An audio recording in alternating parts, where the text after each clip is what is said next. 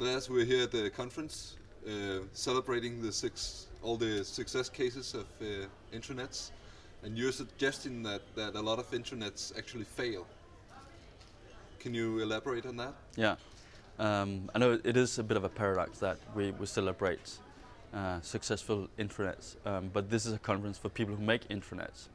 If we take a look at how the employees in organizations use their intranets, then it's pretty much easy to see that most intranets actually fail.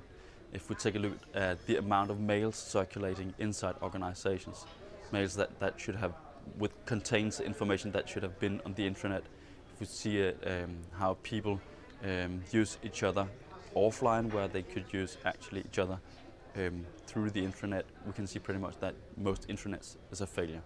Also, if we ask employees in an organization if they feel that they like their intranet, if they feel that the intranet is a success, they will most definitely say no. Why do you think intranets fail, or why do you think that people have an experience that they fail? At least one of the huge problems is that intranet projects are managed by the IT department.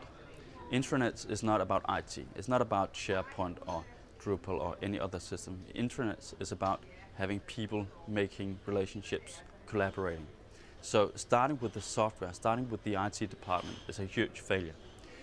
Another reason is that most intranets are organized in the same way as the organizational diagram, which is hierarchical and with silos. But people don't work that way. People work across the organization if they get the chance to do it, and the intranet doesn't support that. So if you go along with that and say, okay, we have some issues here, we have some problems, but maybe we started out in the wrong department. In your view, how should the ideal intranet project start out, or should there be an intranet project?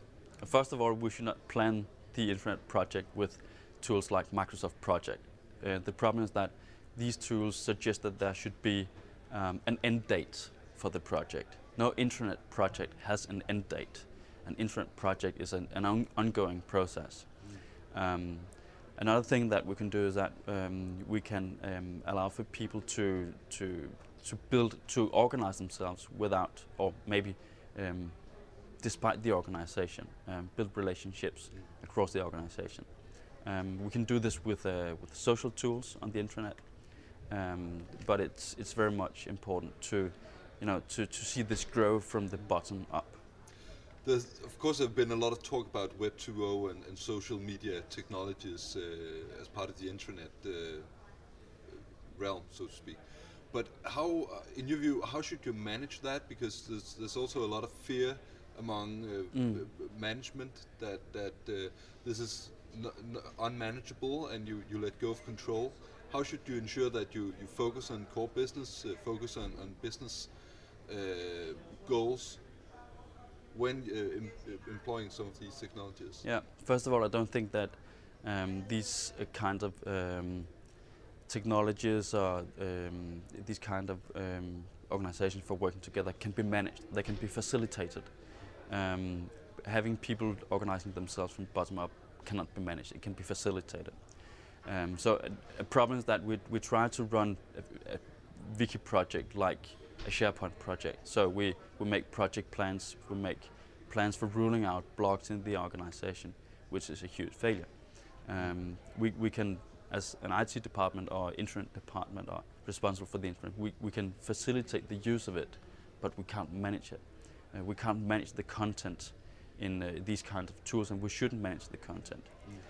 There are plenty of success stories where tools like these are unmanaged, but despite of that, are huge success. Wikipedia is an example of a non-project, an unproject, which is unmanaged, but it's facilitated.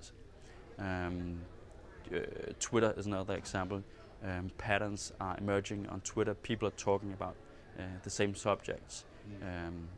An image database like Flickr has got structures, but emerging structures. People start to collaborate because there are tools to make them collaborate. There's no structures pressed down over the users of these kinds of systems. Okay, so say, okay, we have seen, we can make a case for usage of some of these technologies in our company.